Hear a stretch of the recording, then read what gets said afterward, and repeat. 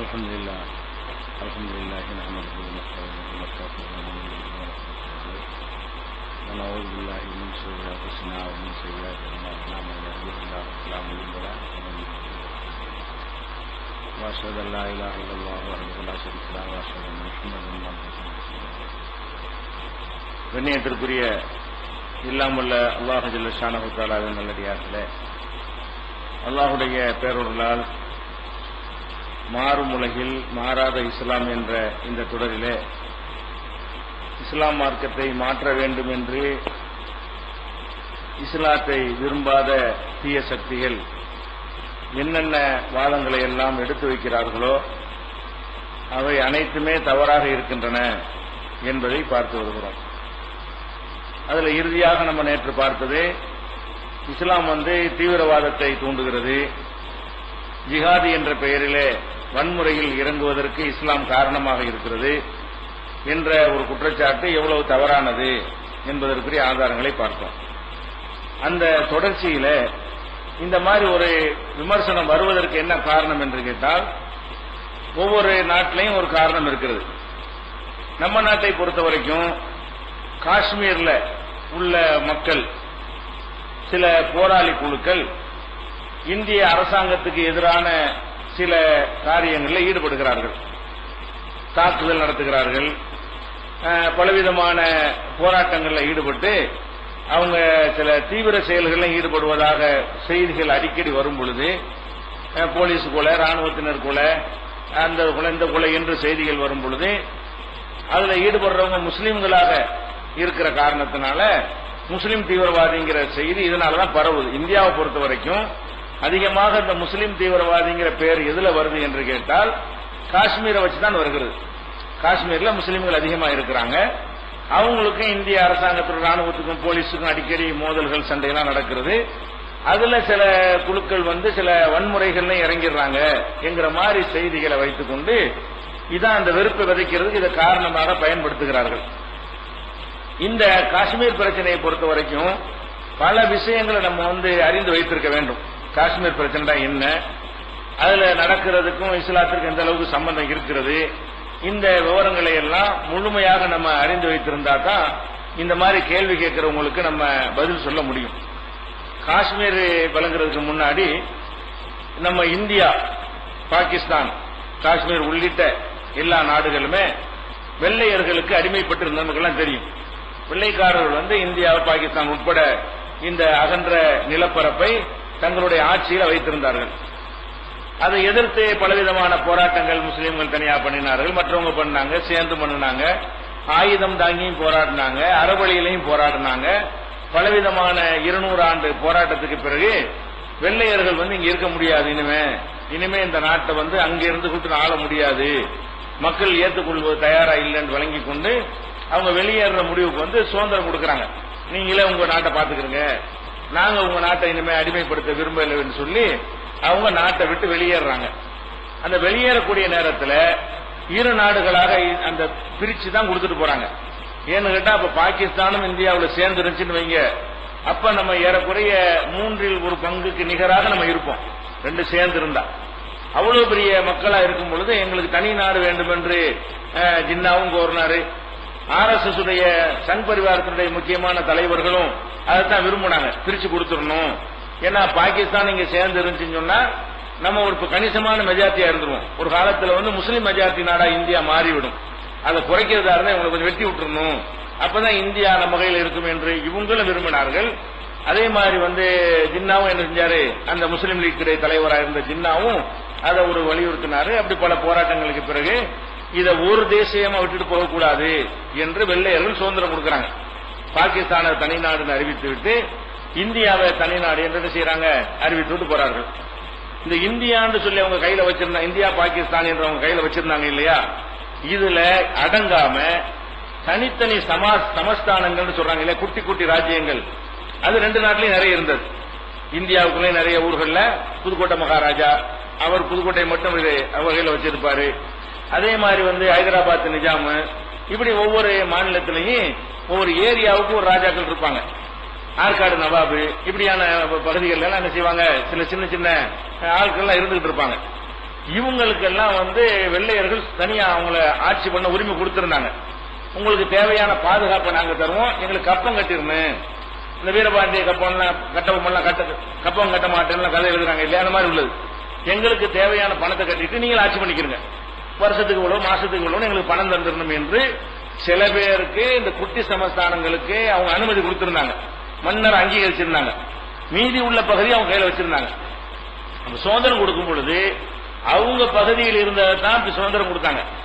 அவங்க கையில் இருந்த இந்தியா பாகிஸ்தான் பகுதிகளை தான் ரெண்டா பிரிச்சு வச்சுட்டாங்க. அப்ப இந்த சின்ன சின்ன ராஜாக்களுடைய மேட்ரு என்ன, அது என்ன சொல்லிட்டு போனாங்கன்னா, இந்தியா எல்லைக்குள்ள வரக்கூடிய அந்த சமஸ்தானங்கள் அவங்க இந்தியாவோட சேர்ந்து கொள்ளணும், அவங்களுக்கு பாதுகாப்பு பிரச்சனை வரும், அவங்களுக்கு போலீஸ் ராணுவம்லாம் கிடையாது, வெள்ளக்காரங்க இருக்கிற வரைக்கும் நாங்க பாத்துக்கிட்டு வந்தோம். அதே மாதிரி பாகிஸ்தான்ல இருக்கக்கூடியவங்க அவங்க என்ன செய்யணும் யோசித்து ஏதாவது ஒரு இதுல சேர்ந்து கொள்ளணும், விரும்பினால் தனியாவும் இருந்து கொள்ளலாம், ஆனா அது அவங்களுக்கு பாதுகாப்பா இருக்காது. தனியா ஒரு பொதுக்கோட்டை மட்டும் தனி நாடு இந்தியா உள்ள சொல்லிக்கிட்டு இருந்தா இந்திய அரசாங்கம் விடாது தானே, அந்த மாதிரி எல்லாம் சொல்லிவிட்டு அவங்க போயிட்டாங்க. அப்ப சுதந்திரம் கொடுக்கும் போது இந்த மாதிரி சமஸ்தானங்களுக்கு என்ன செய்யல, சுதந்திரம் கொடுக்கல. அப்ப இந்தியா பாகிஸ்தான் பிரிந்து தனி நாடுகள் ஆன பிறகு இந்திய அரசாங்கம் என்ன பண்றாங்கன்னா, உள்ள இருக்கிற ஒவ்வொரு சமஸ்தான ராஜாக்கட்டையும் பேசி நீங்க என்ன செஞ்சிடணும், இந்தியாவோட சேர்ந்துடணும், தனி நாடா இருக்க அனுமதிக்க மாட்டோம், ஒரு ஊருக்கு ஒரு ராஜாங்க ஒத்துக்கிட முடியாது என்று ராணுவ பலத்தை வைத்து அந்த மன்னர்கள்ட்ட என்ன செய்யறாங்க, ஒரு அவங்கள மிரட்டி அச்சுறுத்தி ஆசை வார்த்தையும் காட்டி நீங்க அப்படி இந்தியாவோட சேர்ந்து கொண்டீர்களே ஆனால் உங்களுக்கு மானியம் தரும், மன்னர் மானியம் சொல்லி கொடுத்தாங்க. மன்னர் மானியம்னா ராஜாவா இருந்து எவ்வளவு சம்பாதிப்பானோ அவ்வளவு பெரிய தொகை. ஒவ்வொரு மன்னர்கள் என்ன செஞ்சாங்க, தலைமுறையா நாங்க என்ன செய்வோம், உங்களுக்கு மன்னர் மானியம் தருவோம், உங்களுக்கு போதுமான அளவுக்கு உங்களை செல்வா கூட வைத்திருப்போம், ஆனா அரசாங்கம் பண்ணக்கூடாது, நீங்க அரசாங்கம் நடத்தக்கூடாது, எங்கிட்ட விட்டுறணும். இதுல எல்லாரும் ஏறக்குறைய நினைச்சிட்டாங்க, ஒத்துக்கொண்டார்கள். 3 சமஸ்தானங்களை தவிர மற்ற எல்லா சின்ன சின்ன சமஸ்தானங்களும் இந்தியாவோட சேர்ந்து விட்டார்கள். சேர்ந்த உடனே அவங்களுக்கு மானியம் கொடுத்தாங்க. இது வரைக்கும் இந்திரா காந்தியுடைய அந்த கடைசி காலம் வரைக்கும் மானியம் கொடுத்துட்டு இருந்தாங்க. அவங்க தான் ஒரு தீர்மானம், மானியம் அப்படி அந்த மன்னர் போயிருவான், மன்னருடைய மகனுக்கு மானியம், மன்னருடைய பேரனுக்கு மானியம், பேத்திக்கு மானியம் என்று அந்த குடும்பம் எல்லாம் மானியம் பெரிய தொகை வாங்கிட்டு இருந்தாங்க. அப்புறம் மன்னர் மானிய ஒழிப்பு மசோதாண்டு கொண்டு இனிமே கிடையாது, இனிமே மன்னர் குடும்பத்துக்கு என்ன செய்ய மாட்டோம், எதுவும் அரசாங்கத்தில் தரமாட்டோம், பின்னாடி ஒழிச்சாங்க. ரொம்ப லேட்டா ஒழிச்சாங்க, ஒரு 40-45 வருஷத்துக்கு பிறகு நினைஞ்சாங்க அதை இனிமே கிடையாது என்று ஒழித்தார்கள். அது வரைக்கும் கொடுத்தார்கள். இப்படி இருக்கிற நேரத்தில் இந்தியாவோட சேரமாட்டோம்னு சொன்னதுல ஹைதராபாத் நிஜாம், அவர் ஹைதராபாத் இப்ப தெலுங்கானா பிரிக்கிறாங்க இல்லையா, அது இதுக்கு சம்பந்தம் இருக்கு தெலுங்கானாவுக்கு, அந்த டாபிக் இப்ப இல்ல. அப்ப ஹைதராபாத் நிஜாமும் நாங்க உங்களோட சேர மாட்டோம், தனி நாடுதான் இருப்போம் அப்படின்னு சொன்னவங்க இவங்க ராணுவத்தை அனுப்பி அதை நினைஞ்சாங்க, அதை கைப்பற்றி இந்தியாவோட சேர்த்துக்கிட்டாங்க. ஆனா காஷ்மீரை பொறுத்த வரைக்கும் அது ஒரு தனி ராஜாவா இருந்தாங்க. காஷ்மீருங்கிறது அது ஒரு தனி மன்னர் ஆட்சி பண்ணக்கூடிய ஒரு சமஸ்தானமா இருந்துச்சு, பெரிய சமஸ்தானம். காஷ்மீருங்கிறது புதுக்கோட்டை இந்த மாதிரி ஹைதராபாத் மாதிரி சின்ன சமஸ்தானம் இல்ல, பெரிய ஒரு சமஸ்தானமாக 3 ஏரியா, லடாக், ஜம்மு, காஷ்மீர் 3 ஏரியா. அது லடாக்ங்கிற பகுதியில் புத்தர்கள் ஜாஸ்தியா இருப்பாங்க, ஜம்முங்கிற பகுதியில் இந்துக்கள் ஜாஸ்தியா இருப்பாங்க, காஷ்மீர் பகுதியில் முஸ்லீம்கள் ஜாஸ்தியா இருப்பாங்க. 3 சேர்ந்து என்னது காஷ்மீர்னு சொல்லுவாங்க. அப்ப இந்த ஜம்மு அண்ட் காஷ்மீர்னு சேர்த்து சொல்லுவாங்க அந்த பேர் சொல்லும் போது கூட. அப்ப இந்த காஷ்மீர்ங்கிற மாநிலம் அவங்க முஸ்லீம்கள் மெஜாரிட்டியா இருக்கிற மாநிலம். காஷ்மீர்ல முஸ்லீம்கள் எவ்வளவு கேட்டா அந்த நேரத்தில் முஸ்லீம்கள் 32 லட்சம், இந்துக்கள் 8 லட்சம் தான் இருக்கிறாங்க. முஸ்லீம்கள் 32 லட்சம் இருக்கிறாங்க, இந்துக்கள் 8 லட்சம் இருக்கிறாங்க. இந்த அளவுக்கு நம்ம 4 மடங்கு முஸ்லீம்கள் அதிகமா இருக்கிற ஒரு மாநிலமா இருந்தாலும் ஆச்சரியம் என்னன்னு கேட்டா அதுக்கு ராஜா இந்து மன்னர். இருக்கிற நாட்டில் இருக்கிற மெஜாரிட்டி மக்கள் முஸ்லீம்கள் 32 லட்சம் பேர் இருக்கிறாங்க, 8 லட்சம் தான் இந்துக்கள் இருக்கிறாங்க. அவருடைய ராஜா யாருன்னு கேட்டா ஹரிஷ் சிங் சொல்லி என்ன செய்யறாரு, அந்த நேரத்தில் ஹரிஷ் சிங் என்ற ஒருத்தர் மன்னரா இருக்கிறார். அவருடைய மகன் தான் காங்கிரஸ்ல கூட பின்னாடி எம்பியா கரண் சிங் எல்லாம் இருந்தாரு இல்லையா, பின்னாடி காங்கிரஸ்ல எம்பியாவும் ஆனார் பிற்காலத்தில். அந்த ஹரிஷ் சிங் என்ன பண்றாருன்னு கேட்டா, நாங்க சேர மாட்டோம், இந்தியாவோடையும் சேர மாட்டோம், பாகிஸ்தானோடையும் சேர மாட்டோம், தனி நாடா இருப்போம். அவங்க விரும்பினா தான் சேரலாம். வெள்ளக்காரன் கொடுக்கும் போது காஷ்மீர் இந்தியாவுடைய சொல்லிட்டு போகல, பாகிஸ்தானோட இதுன்னு சொல்லிட்டு போகல. நீ விரும்புனா இங்கிட்டு வேணாலும் சேர்ந்துக்க, அங்கிட்டு வேணாலும் சேர்ந்துக்க, தனியா வேண்டாம் இருந்துக்க. நீ விரும்புனா பாகிஸ்தான்ல ஒரு பகுதியா போய் சேர்ந்துட்டு போ, விரும்புனா இந்தியாவில் ஒரு பகுதின்னு சொல்லிட்டு போ, இல்லன்னா நான் தனி நாடுன்னு சொல்லிட்டு போன்னு சொல்லி அவனுக்கு உரிமையை கொடுத்துட்டு போயிட்டாங்க. அப்ப என்ன ஆகுதுன்னா அந்த உரிமை பிரச்சனை இருக்கக்கூடிய நேரத்தில் காஷ்மீர் அவர் தனி ராஜா இந்தியாவில் பேச்சுவார்த்தை நடத்தி பாக்குறாங்க. அது மாதிரி பாகிஸ்தான் போய் பேச்சுவார்த்தை எங்களோட சேர்ந்துக்கிறங்க 2 தரப்புல என்ன செய்யறாங்க, உங்களை அந்த மன்னரை பல விதத்தில் ஆசை காட்டுறாங்க. அவர் என்ன யோசிக்கிறாரு, இந்தியாவோட சேர்ந்தோம்னா முஸ்லீம் மெஜாரிட்டியா இருக்கிறாங்க, நம்மளே மன்னரா வச்சுக்கிட்டு நல்ல மக்களா இருக்கிறாங்க, இங்கிட்டு சேர்ந்தா எதிர்ப்பு வந்துடும், அதனால நம்ம தனியாவே இருந்துருவோம் அப்படிங்கிற மாதிரி அவரு ஒத்துக்கொள்ளவே இல்லை. இந்த நேரத்தில் என்ன பண்றாங்கன்னா, பாகிஸ்தான்ல இருந்து ஒரு குழுவை, ஒரு பட்டான்கிற ஒரு குழுவை அனுப்பி உள்நாட்டு கலவரத்தை ஏற்படுத்துறாங்க. காஷ்மீருக்குள்ள இந்த மன்னருக்கு எதிராக புரட்சி பண்ணி பாகிஸ்தானோட சேரணுங்கிற மாதிரி அவங்களுக்கு ஆயுதம் எல்லாம் கொடுத்து என்ன செய்யறாங்க, இந்த காஷ்மீருக்குள்ள அவங்க ஊடுருவி வர்றாங்க. பாகிஸ்தான் ராணுவம் டைரக்டா வரல, பாகிஸ்தானை சேர்ந்த சில மக்கள் என்ன செய்யறாங்க, பட்டான்கிற ஒரு குழு கொஞ்சம் முரட்டுத்தனமா வீரமான மக்கள் அவங்க பேர் உண்டு, அவங்க நுழைஞ்சு என்ன செய்யறாங்க, உள்ள ஒரு கிட்டத்தட்ட 1/3 அளவுக்கு காஷ்மீர் உள்ளே வந்துட்டாங்க. காஷ்மீர்ல ஒரு அரசாங்கம் இருந்து கூட இவர்கிட்ட அதை தடுக்கிற அளவுக்கு ராணுவம் கிடையாது. பாகிஸ்தானால் அனுப்பி வைக்கப்பட்ட சாதாரண குழுக்களை தடுக்க கூட இவர்கிட்ட என்ன இல்ல, ராணுவ பலமெல்லாம் இல்ல, அது பாட்டுக்கு இடம் காலியாகிட்டே இருக்கிறது. அந்த அளவுக்கு ஒரு 1/3 மேல அவங்க உள்ள வந்துட்டாங்க. அப்பதான் இவர் என்ன பண்றாரு, உடனே நேருட்ட போய் முறையிடுறாரு. நேருட்ட எங்களுக்காக ராணுவத்தை அனுப்புங்க, எங்களுக்கு நீங்க பாதுகாப்பு தாங்க, நீ இந்தியாவில் சேர்றன்னு சொல்லி உங்களுக்கு ராணுவத்தை அனுப்புறோம் அப்படின்னு உங்க பேரம் பேசுறாங்க. அவரை இந்தியாவில் சேர்ந்து கையெழுத்து போட்டார். இந்தியாவில் சேர்ந்து கையெழுத்து போட்ட உடனே இந்திய ராணுவம் போய் நினைஞ்சிருச்சு, அவங்க வருவதை தடுத்தாங்களே தவிர அவங்க பிடிச்சதை மீட்க முடியல. அவங்கள்ட்ட இருக்கு இன்னைக்கு என்ன இருக்கு, காஷ்மீர் என்பது பாகிஸ்தான்ல ஒரு 1/3 நம்ம கிட்ட 2/3 இந்தியாவில் இருந்து கொண்டிருக்கிறது. அதுக்கு ஆசாத் காஷ்மீர் அவன் சொல்லுவான், சுதந்திர காஷ்மீர் அவன் சொல்லுவான். நம்ம அது ஆக்கிரமிப்பு காஷ்மீர் நம்ம சொல்லுவோம். இந்தியாவில இருந்து அதுக்கு என்ன பேர் வச்சிருக்காங்க, ஆக்கிரமிக்கப்பட்ட காஷ்மீர்னு சொல்லுவோம். பாகிஸ்தானுக்கு என்ன பேர் வச்சிருக்காங்க, ஆசாத் காஷ்மீர், சுதந்திர காஷ்மீர். இது இந்தியாவில் அடிமையா இருக்குது, இதான் சுதந்திர காஷ்மீர், அவன் அடிமையா வச்சுட்டு இருக்கான். இப்படி 2 நாடுகளும் சேர்ந்து பந்தாடின வகையில காஷ்மீர்ல ஒரு பகுதி அங்க இருக்கு, ஒரு பகுதி இங்க இருக்குது. இந்த காஷ்மீருக்காக ஒரு பெரிய யுத்தம் நடந்து நேர்காலத்துல அந்த காஷ்மீர் எங்களுக்காக உங்களுக்கான பெரிய போர்லாம் நடந்து, அப்ப ஐநா சபை தலையிட்டு என்ன செய்யறாங்கன்னா, அந்த போர்ல அவன் எவ்வளவு வந்துட்டானோ அது வரைக்கும் வச்சு எல்லை கூட ஆக்கி, இது வரைக்கும் ஓன் எல்லை கூட அது வரைக்கும் அவன் எல்லை கொண்டு போயிட்டாங்க. வேற ஐக்கிய நாடுகள் சபையை அவன் ஆக்கிரமிச்சான் இல்லையா, ஆக்கிரமிச்சது அவனுக்கு உரியது மாதிரி, நீச்சு வச்சுக்கிட்டு உனக்கு உரியதுங்கிற மாதிரி தற்காலிகமா ஒரு எல்லை கூட வகுத்துட்டு போயிட்டாங்க. அப்ப ஐநாவில் வச்சு பேச்சுவார்த்தை நடக்கிறது. நேரு என்ன சொல்றாருன்னு கேட்டா, இதுக்கு ஒரு முடிவு கட்டணும். ஐநாவில் எல்லா நாடுகளும் வற்புறுத்தும் பொழுது நாங்க பொதுவான வாக்கெடுப்பு நடத்தி நாங்க அந்த மக்கள் விருப்பப்படி நடப்போம். அந்த மக்கள்கிட்ட 3 கேள்வி வச்சு வாக்கெடுப்பு நடத்துவோம். என்ன வாக்கு, பாகிஸ்தானோட சேர்கிறீர்களா, ஒரு டிக் பண்ணணும். இந்தியாவோடு சேர்கிறீர்களா, தனி நாடா இருக்கிறீர்களா, டிக் பண்ணி மக்கள்கிட்ட கருத்து கேட்கிறது. எதை அதிகமான மக்கள் விரும்புகிறார்களோ இதுக்காக தான் கேள்வி. 3 கேள்வி கேட்டு என்ன செய்யணும், வாக்கெடுப்பு நடத்த வேண்டும். மக்கள் விருப்பத்துக்கு நடந்து கொள்ளணுங்கிற நிபந்தனையை போட்டு அதை பாகிஸ்தானை ஏற்றுக்கொண்டு இந்தியாவும் ஏற்றுக்கொண்டு ஐக்கிய நாடு சபையும் அதை ஒத்துக்கொண்டு அவங்களுடைய நிர்பந்தத்தின் பேர்ல 3 கையெழுத்து போடுறாங்க. ஐக்கிய நாடு சபை, நேரு பாகிஸ்தானை எல்லாம் சேர்ந்து கையெழுத்து போட்டு உடன்படிக்கையாவது. இந்த அடிப்படையில் போர் நிறுத்தம் நடக்கிறது. இது சண்டை நடந்துகிட்டே இருக்கு, இனிமே நடக்கக்கூடாது என்று சொன்னால் இந்த காஷ்மீர் பிரச்சனை என்ன செய்யணும், நீங்க வெளியேறணும். அவங்க என்ன செய்யறாங்க, இந்த ஒப்பந்தத்துல பாகிஸ்தான்ல இருந்து நுழைஞ்சு வந்தாங்க இல்லையா, அவங்களும் வெளியேறணும். நுழைஞ்சு ஒரு குழுக்கள் அனுப்பி பிடிச்சாங்கல்ல, நீங்களும் பாகிஸ்தானுடைய நிர்வாகத்தை விட்டு கலட்டி அந்த ஆசாத் காஷ்மீரை விட்டுறணும். சுதந்திர காஷ்மீர் சொல்றீங்கல்ல, இந்தியாவும் என்ன செய்யணும், தன்னுடைய ராணுவத்தை விலக்கிக் கொள்ள வேண்டும். ஐநா சபையுடைய தலைமையில் ஒரு படையை அமைத்து அவங்க வச்சுதான் வாக்கெடுப்பு நடத்தணும். நீனும் நடத்தணும், நீ நடத்தக்கூடாது, நீனு வெளியேறிக்க, அப்பதான் சுதந்திரமா தேர்தல் நடக்கும். சுதந்திரமா கருத்துக்கு இதெல்லாம் நிபந்தனை போட்டு ஐநா சபையில் என்ன செய்கிறது, 1948 இது நிர்ணயம் பண்ணி ஒப்பந்தம் செய்யறாங்க. அப்ப இதுல என்ன ஆச்சுன்னா, அது நடந்த ஒரு நாளாச்சு 1942 நடந்தது. நடந்தா இத இந்தியாவில் உள்ள அரசாங்கம் அதை ஏற்றுக்கொள்ளவில்லை, நடைமுறைப்படுத்தவில்லை. இந்திய அரசாங்கம் வெளியேறணும்ல, வெளியேறல. அவனு வெளியேற மாட்டேங்கிறான். அவன் பிடிச்சுக்கிட்டது அவனுக்கு தான் சொல்றான் பாகிஸ்தான்கார. இவங்க பிடிச்சது இல்ல இந்தியாட்ட மன்னர் தான் ஒப்படைச்சாரு. மன்னர் ஒப்படைச்சாலும் மக்கள் கருத்தை வச்சு ஒரு ஒப்படைக்கல. இவருக்கு நிர்பந்தம் இவர் ஒப்படைச்சா நாட்டை ஒப்படைச்சா ஆயிருமா, அந்த மக்கள் எல்லாரும் ஏற்றுக்கொள்ளணுமா இல்லையா? மக்கள் விருப்பத்தை கேட்காம இவரா ஒப்படைச்சதுனாலதான் ஐநா சபை தலையிடுறதுல. இப்ப என்ன பிரச்சனை, ஐநாவின் மூலம் இது அன்னைக்கு தீர்த்து இருந்தா ஒண்ணுமே கிடையாது. வாக்கெடுப்பு நடத்துவோம், இந்தியாண்ட மெஜாரிட்டி சொல்லிட்டா இந்தியா, பாகிஸ்தான் மெஜாரிட்டி சொல்ல விட்டுருப்போ, தனியா தான் இருப்போம், இன்னொரு நாடா இருந்துட்டு போகுது. இதான ஐநாவுடைய ஒப்பந்தம். இதை இந்தியாவும் நிறைவேற்றவில்லை, பாகிஸ்தான் நிறைவேற்றவில்லை, ஐநாவும் அதை வற்புறுத்தவில்லை. வேற வேற நாடா இருந்தா பொருளாதார தடை விதிப்போம் அது விதிப்போம்னு சொல்லுவாங்கல்ல. அவங்க எப்படி பிரச்சனை இருந்துகிட்டே இருந்தா இவங்க வளர மாட்டாங்க. அவங்க கணக்கு என்ன, ஐநாடு அமெரிக்கா தானே. ஐநாட பேர் ஐநாவா இருந்தாலும் ஐநாவுடைய முழு உண்மையான தலைமை எங்க இருக்கு, அமெரிக்காவுக்கு நலன் கருதி அந்த முடிவு எடுப்பாங்க. அமெரிக்கா என்ன பார்ப்பான், இப்படி வாக்கெடுப்பு நடத்தி தனிநாடு ஆயிட்டா சண்டை இவங்க ரெண்டு நடக்காத. இந்தியா எங்கிட்ட அங்க பாகிஸ்தான் அங்கிட்டு நடுவில் இருப்பான். அப்ப சண்டை நடக்காட்டி இவங்க டெவலப் ஆகிட்டு போய்வாங்க. சண்டை போது நடந்துட்டு இருந்தாலும் அதுலயே செலவழிச்சிட்டு இருப்பாங்க.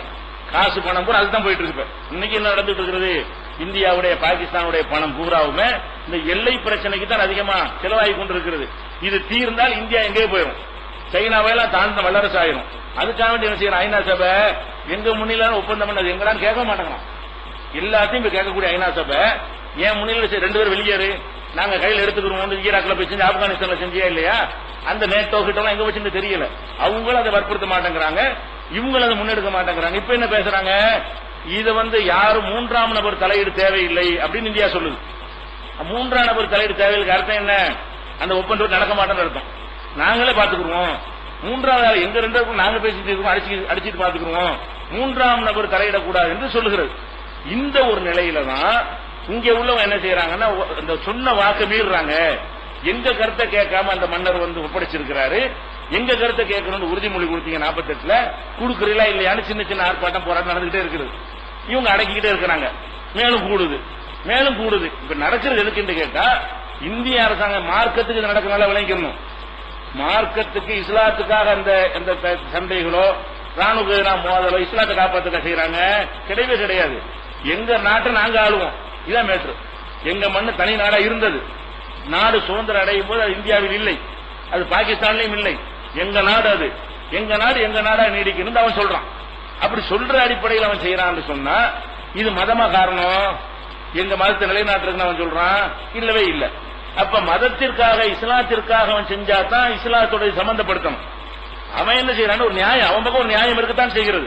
அது நம்ம நாட்டில் உள்ள அறிவிச்சிகளோட என்ன செய்யறாங்க, அதை கேட்கறாங்க, கேள்விகள் கேட்கறாங்க, ஈடுபட மாட்டேங்குது.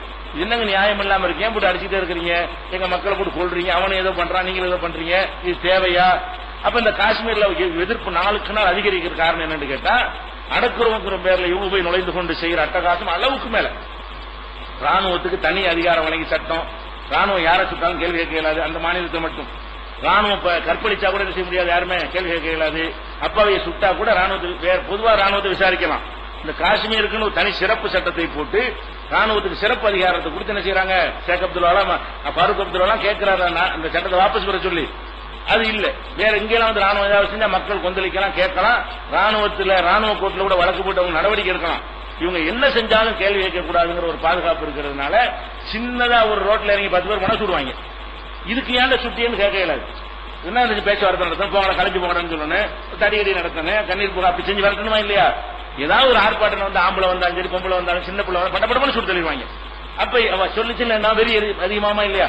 இந்த ராணுவத்தினுடைய அணுகுமுறையினால் அவங்களுக்கு பாதிக்கப்பட்டவங்களுக்கு வெறியேற்றப்படுகிறது. அந்த வெறினால என்ன செய்யறாங்க, இவங்க நமக்கு எதிரிங்கிற ஒரு கான்செப்ட் உண்டாக்கிட்டாங்க. அப்ப அந்த மாதிரியான அது அணுகிற விதத்தில் அணுகிருந்தா கூட வென்றெடுத்திருக்கலாம். அழகா அந்த மக்களை பேசி வென்றெடுத்து, நீங்க இதான் உங்களுக்கு நல்லது, இந்தியாவோட நல்லது, உங்களுக்கு என்னென்ன செய்யறோங்கிறதெல்லாம் இருக்கலாம். அது போக என்னன்னு கேட்டா, அந்த இப்ப ஹரிசிங் சேரும் பொழுது நிறைய அவரு சில கண்டிஷன் எல்லாம் போட்டாரு. என்னன்னு கேட்டா, காஷ்மீர் இந்தியாவோட சேர்ந்துரும், ஆனா காஷ்மீருக்குன்னு சிறப்பு சட்டம் தரணும். அதெல்லாம் கேட்டுதான் செஞ்சாங்க. என்ன சிறப்பு சட்டம்? காஷ்மீருடைய முதல்வர் பிரதமர் தான் சொல்லப்படுவார். காஷ்மீர்ல உள்ளவர் யாருதான், அது முதலமைச்சர் கிடையாது, அவர் பிரதமர் சொல்லப்பட வேண்டும். அதை ஒத்துக்கிட்டு மீறினாங்க, ஒத்துக்கொண்டு கையெழுத்து போட்டு நினைச்சாங்க, மீறினாங்க. அதே மாதிரி காஷ்மீர்ல அந்த சிறப்பு சட்டத்தை ரத்து பண்ணணும்னு கோரிக்கை எழுப்புறாங்க. அதை நோக்கி பயணம் போய்கொண்டே இருக்கிறது. அது மாதிரி காஷ்மீர் மாநிலத்தில் வேற யாரும் சொத்து வாங்கிடக்கூடாது, பிரச்சனை தீர்ற வரைக்கும். இந்த மாநிலத்தில் நாங்களா நீங்களான்னு பிரச்சனை நடந்துகிட்டு இருக்கிறது. இப்ப போய் இன்னொரு மாநிலத்துக்காரங்க குடியேற்றி சொத்துக்களை வாங்கக்கூடாது என்றெல்லாம் அவங்க சொல்லி அதை ஏற்றுக்கொண்டு நினைஞ்சாங்க. அரசியல் சட்ட புஸ்தகத்தை நீங்க பார்த்தா அதெல்லாம் இருக்கும். இது எங்கேயுமே தேட வேண்டியதில்லை. காஷ்மீர் சிறப்பு சட்டம்லாம் என்ன இருக்கு, அரசியல் சாசனத்திலே சேர்க்கப்பட்டிருக்கிறது. அந்த மாதிரி காஷ்மீர் சிறப்பு சட்டம், அருணாச்சல சிறப்பு சட்டம் எல்லாம் பார்க்கலாம் நீங்களே. அப்ப அந்த மாதிரி சிறப்பு சட்டம் எல்லாம் இருக்கு பாருங்க. அதை மாத்தணுங்கிற மாதிரிலாம் இவங்க பேசுறாங்களா, அதுக்கு தீர்மானம் கொண்டு ஒன்னு ஒண்ணு அழிக்க பாக்குறாங்களா, அவனுக்கு கோபம் வருது. அப்ப மேற்று அதுக்கு வரல. காஷ்மீர் என்பது ஒரு இஸ்லாத்தை வளர்ப்பதற்காகவோ இஸ்லாத்தை பிரச்சாரம் இன்னும் சொல்ல போனா, ஒரு காஷ்மீர்ல இருக்கக்கூடிய முஸ்லிம்கள்ல ஒரு 95% பேர் அவங்க போலி இஸ்லாத்தில் இருக்கிறாங்க தான். அவங்க என்ன செய்வாங்க, சாமி தர்காவில் போய் வணங்குறவங்க, சூபிசத்தில் இருக்கிறவங்க, இஸ்லாம்னா கரெக்டா குர்ஆன் சொன்னா அப்படி நடக்கணுங்கிற கொள்கை உள்ளவங்க கிடையாது காஷ்மீர்ல. எல்லாமே இந்த சூபிங்கன்னு சொல்லுவாங்க இல்லையா, இந்த மாதிரி மென்டாலிட்டியில உள்ளவங்க. அவங்க வந்து இந்த மாதிரி அவங்களுடைய கான்செப்ட்ல இது வராது. இந்த தப்லீக்ல சொல்லுவாங்க அந்த மாதிரி ஆக்குவாங்க, அல்லாஹ் பாத்துக்குருவான், இப்படியான ஒரு மக்களா தான் அவங்க இருந்தாங்க. இப்படி ஆக்குனதும் இவங்களுடைய போக்கு தான். அவங்க வந்து சூபிசன்னு சொல்லக்கூடியவங்க என்ன செய்வாங்க, நம்ம இதெல்லாம் பண்ணக்கூடாது, எதா இருந்தாலும் எடுத்து நிக்க கூடாது, பேசக்கூடாது, அல்லாஹ் பார்த்து சொல்லக்கூடிய ஆளுங்க. அங்க பாத்தீங்கன்னா சராரை முடிக்கலாம் தர்கா வச்சிருக்காங்க. ஒரு முடிக்கு தர்கா கட்டின ஒரு மாநிலம் எது, அது பெரிய பெரிய அளவுக்கு தர்காவில் ஹசரத் பால் அப்படின்னு சொல்லி என்ன செய்யறாங்க, பால்னால முடின்னு அர்த்தம். பால்ங்கிறது பார்சி வார்த்தையில முடின்னு அர்த்தம். ஹசரத் பால்னா ஹசரத் முடின்னு அர்த்தம். அப்ப முதிக்கு போய் ஹஜரத்து பட்டம் கொடுத்து நினைச்சிருக்காங்க, தர்காவெல்லாம் கட்டி வச்சு அதுல இப்படி கூட்டம் கூட்டமா போய் நிக்கிற அளவுக்கு தான் மத நம்பிக்கை அவங்களுக்கு இருக்கிறது. அவங்க இஸ்லாத்தை போய் பிரச்சாரம் பண்ணக்கூடியவங்களோ, இன்னும் சொல்ல போனா இது இந்த சூபிசம் என்பது இந்து மதத்தோடு நெருக்கமான கொள்கையுடைய, இஸ்லாம் சம்பந்தம் இல்லாது. அவங்க தான் நம்ம சாமியார் மகானு ஞானி எல்லாம் சொல்லுவாங்க. அவங்களோட பழகி அப்படிலாம் இருந்த மக்களா இருந்ததுனாலதான் இந்து மன்னர் ராஜா கூட எடுத்துக்கிட்டு இருந்தாங்க. மெஜாரிட்டியா இருந்து கூட அது ஒரு மேட்டரா அவங்க எடுத்துக்கிறது இல்ல. அந்த மாதிரி ஒரு மக்களா இருக்கும் பொழுது அழகா வென்றெடுக்கிறதுக்கு போல இவங்க செஞ்சு செஞ்சு செஞ்சு அவன் சூப்பி வேஷம் போட்டவனே ஆயுதம் வச்சது இதுதான். இவங்களுடைய நீக்குப்போக்கு இல்லாத ஒரு திறமையற்ற ஒரு இந்திய அரசாங்கத்து செயல்பாடு தான் இது காரணம். இப்ப அந்த டாபிக் நம்ம வரல. என்ன பேசுறோம்னா, காஷ்மீர்ல உள்ளவன் இஸ்லாத்துக்கு நாங்க காப்பாற்ற போறோம், இஸ்லாமிய நாடு ஆக்க போறோம், இஸ்லாத்தை வளர்க்க போறோம் அப்படின்றவன் போர் செஞ்சா தான் நீங்க எது செய்யணும், இஸ்லாத்துல சேர்க்கணும். அது ஒரு சுதந்திர போர். அவனை பொறுத்த வரைக்கும் எது, நம்ம எப்படி வெள்ளக்காரன் அந்த நாட்டில இருந்தா வரட்டணுமா இல்லையா? வெள்ளக்காரன் இந்த நாட்டில் இருக்கிறான், எங்க நாட்டில் நீ ஏண்டா வந்த அப்படிங்கிறதுக்காக வேண்டி நம்ம என்ன செஞ்சோம், நம்ம நாட்டில் உள்ள எத்தனை தலைவர்கள் எல்லாம் போய் பெரிய பெரிய வெள்ளக்காரனை கொண்டாங்க, ரயில கொளுத்துனாங்க. ஜார்ஜ் பெர்னாண்டஸ்ல இருந்து அவர்லாம் ரயில கொளுத்து விட்டால்தான். அவர் இந்தியாவில் மந்திரி வரைக்கும் வந்தாரு. அவர் தீவிரவாதி நேரம் சொன்னாங்களா? அப்படிலாம் இருந்திருக்கிறாங்க. நேதா சுபாஷ் சந்திர போஸ் இருக்காரு, இதுதான் செஞ்சாரு. வெள்ளக்காரனை சுட்டு கொண்டாரு. ஆஸ்துரைங்கிற ஆளை வந்து நெஞ்சாரு, வாஞ்சிநாதன் ஒரு ஆளு சுட்டு கொண்டாரு. அவர் ரயில்வே ஸ்டேஷன் வச்சிருக்காங்க, தூத்துக்குடி பக்கத்தில் வீரவாஞ்சின்னு இருக்குல்ல, அது வந்து வாஞ்சிநாதன் ஒரு ஆள் என்ன செய்யறாரு, அந்த இடத்துல வச்சு வெள்ளக்கார துறையை ரயில்ல ஏறி சுட்டு கொள்றாரு.